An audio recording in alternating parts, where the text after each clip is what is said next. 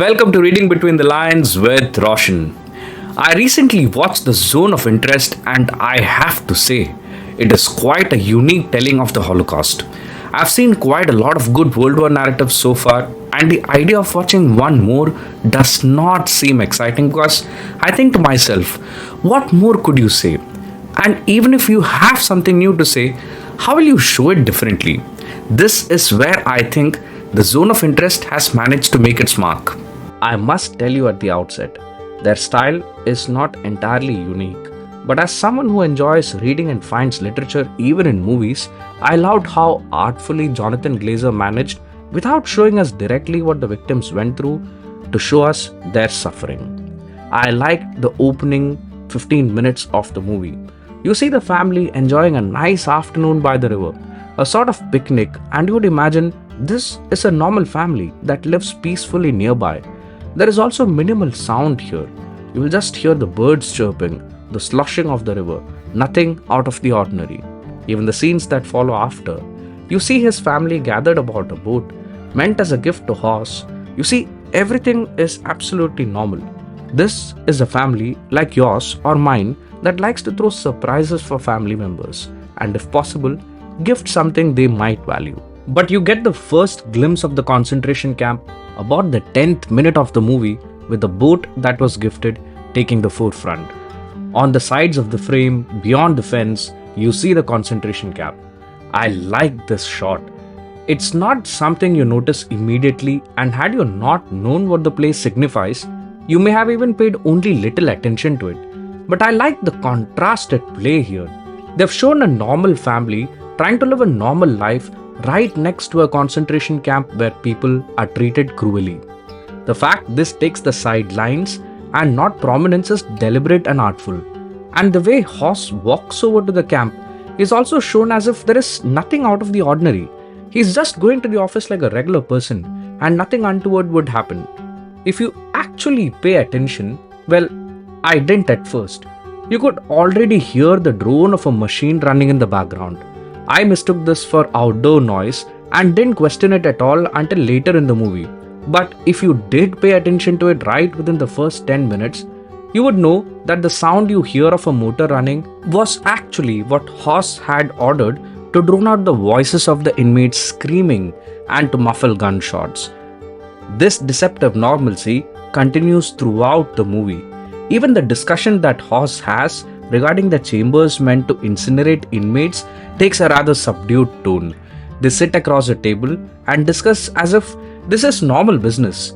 And you see this apathy not just in Hoss and the soldiers, you see it even in his wife, who does not seem to care or worry too much about what is happening beyond the fence. There is a scene when Hoss tells his wife that they have to vacate the house. You see a tumult of emotions that Hedwig goes through. She has worked so hard to build this place for her kids, her husband, and herself. She resolutely steps outside of the house over to the creek where Hoss has gone to cool off, and all the while that she's walking, you get a clear glimpse of the entire length and breadth of the concentration camp right next to their home. It is rather ironic the way the conflict here has been juxtaposed. On the one hand, you have a family issue, absolutely normal and completely relatable for anybody. But on the other hand, you have a very serious issue which is not even addressed or acknowledged. This contrast is disturbing if you really think about it. There is so much contrast that is created throughout the movie. I'll give you one example of a shot which is a close-up of Hoss impassively looking on as you hear the passengers being dragged out of a train. You can hear people being separated from their families. I like this not just because the film has stuck to the idea of not directly showing you the victim's suffering, but also because it draws on your pre-existing knowledge of history and works on these associations. You are able to almost see the events happening even though the filmmaker has consciously chosen not to show you these, because he has alluded to all those films and documentaries you have already seen. I said earlier about contrast being created in this particular shot, but didn't quite explain it.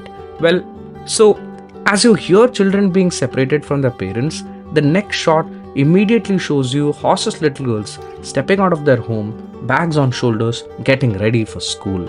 The film has therefore worked its idea of showing two separate worlds that coexist without interfering with each other, almost working on your sensibility as a viewer that this too was happening simultaneously. This same contrast and apathy continues almost the entirety of the movie. For example, when Hedwig shows her mom the garden, the conversation that they have is a regular mother daughter conversation. The mother, proud of how her daughter has made a home, the daughter proudly showing all the work and effort that she has made into making her home beautiful. The only problem is, the wide shots take your attention away from the main discussion and you're interrupted by soldiers shouting in the distance and occasionally even hear gunshots. All the time, the two characters pay absolutely no heed to what is happening just beyond the fence. Perhaps the only character to show some kind of emotion is Hedwig's mother.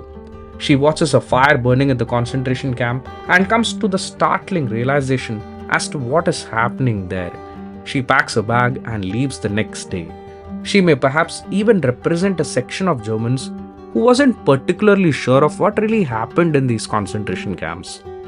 This lack of complete awareness is shown to us even in other movies like the 1961 movie Judgment at Nuremberg, where some of the judges were unaware as to what really happened at some of the concentration camps. And speaking of characters that felt horrible but helpless at the situation, we have another section of scenes shot in infrared which show a girl placing apples around the campsite. It takes a few minutes to understand what is happening, but when you do, you understand that this is the only girl in the whole movie who represents some resistance. She places food around the worksite in the dark, even finds a music composition by a prisoner and plays it on a piano. But these are short segments and they are layered with ominous music. I think the music helps you understand how terribly risky the task is, and no matter how futile it actually was in terms of helping the inmates, the fact that there was still somebody standing up and doing their bit was also something that did really happen. The entire movie, in this way, is full of little contrasts. There is so much discord that is subtly layered underneath normalcy that the zone of interest does become a worthwhile watch. Well, actually, worth a rewatch. The ending of the movie is also subtle and seems to suggest multiple meanings, but that's something I shall be discussing in another video. For now, I hope you enjoyed my analysis on the zone of interest.